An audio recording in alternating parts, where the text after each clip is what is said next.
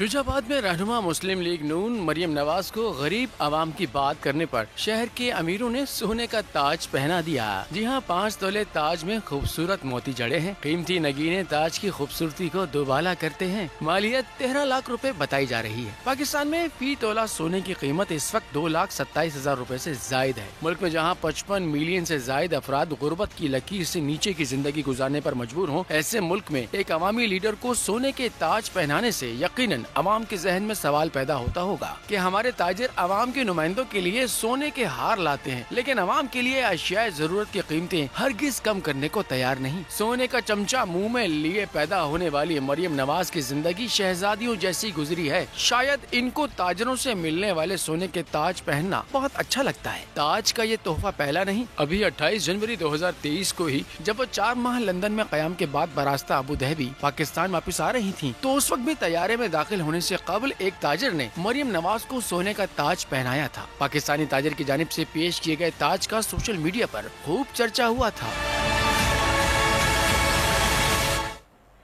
कमर का दर्द ना ही कोई और बीमारी।